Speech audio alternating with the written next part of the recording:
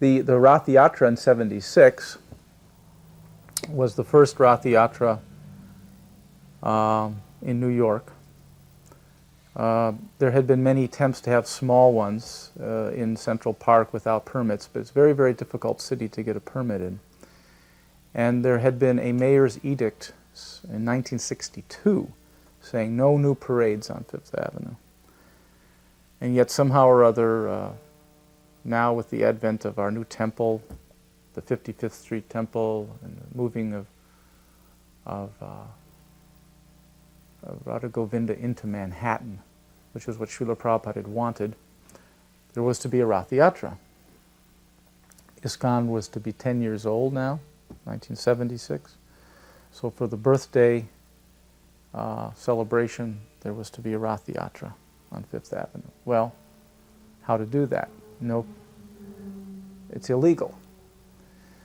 So Srila Prabhupada even called from India to find out if we had gotten the permit on the telephone, which is very rare in those days for Srila Prabhupada, because even get a phone call from India was difficult. There was no good phones. And he specifically asked, and the police department had initially said yes, and then said no. And I was in charge of getting this permit. So it's a long story, and it's an interesting one, but since Srila Prabhupada is the focus, I'll just say that in the very end, I had so-called last piece of paper to be signed by the chief of police himself in what was called then Police Plaza 1, in the south tip of Manhattan. And they said, we're just going to run it down, and he's going to sign it, and it's going to be over. And I said, no, I'm going to run it down. So they said, all right, if you want, you can go. I said, I will, thank you. Because Srila Prabhupada had called on the phone. I get down, take the subway down to that particular building, go through all kinds of heavy security, get up to the right floor, and find his secretary. And she looks at the paper and says, he's never going to sign this. She quotes, there's a mayor's edict, no new parades on Fifth Avenue. I ignored her. I hopped over the turnstile, which was some kind of a minimal barricade, went right into the guy's office. It was like out of a movie, a big fat guy, been in the force for a million years. I put it on his desk and say, you're to sign this, if you will. He looks at it, starts chuckling, and says, I don't know why I'm doing this. Now, of course, I did by now. Srila Prabhupada wanted it. Srila Prabhupada wanted it, and Krishna in his heart. And he seriously looks right at me and he says, I don't know why I'm doing this. And he signed it. So here he was, the leader of the International Society for Krishna Consciousness. We're looking in mundane terms here. It was, in effect, the birthday of ISKCON, July of '76. He's surrounded by disciples praising him. And what does he do? He turns to Tamal Krishna Maharaj, who was then GBC president of the New York Temple, and he said, who did it? He doesn't say, I did it. Because all of ISKCON, of course, was operating off of his energy very clearly. Or yes, is all glorious. He turns to him and says, who did it? He knows things happen, as he says in the very introduction of the Srimad Bhagavatam, that everything comes down to people, the persons. And it's a personal movement. So Tamal Krishna Maharaj said, well, Jayananda built the carts until Son Krishna got all the permitting. And so Srila Prabhupada, right then and there, wrote me a thank you letter.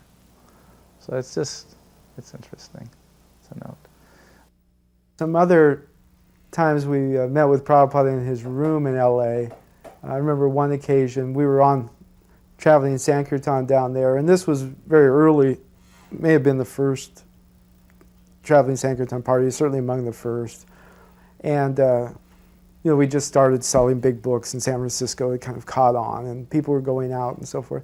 So we were down there, but it was very new. And as I mentioned, Buddhimanta, Yogesh Chandra, Keshav, and I were on this party, and we were getting some criticism because we weren't really at the temple eating temple prasadam and so forth. But to us that was kind of part of the whole spirit of it. You're out there on the front lines, and I don't know what we would eat, like sour cream and dates or something, you know, a lot of that kind of food. But a lot of days we wouldn't get temple prasadam, you know, and so forth. And you figure out, you know, ways to offer foods and so forth in that situation. But we were getting criticized from some quarters. So we went to Prabhupada and, you know, just kind of said, you know, we think we're doing the right thing, but some people say, no, we need to be eating temple prasadam. It's not good for our spiritual life. I remember Prabhupada looked at us and he leaned forward and he took his hands like he was playing kartals, you know, like doing Sankirtan. He goes, you just go out and sell my books, like that. He goes, you can eat anything.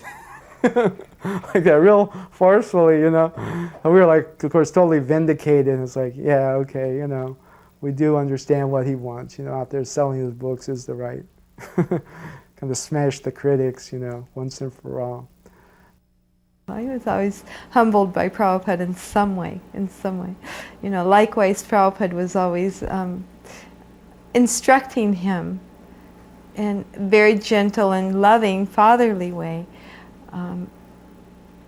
That because he was always, Upendra was always free and ready to come and serve Prabhupada and travel with him.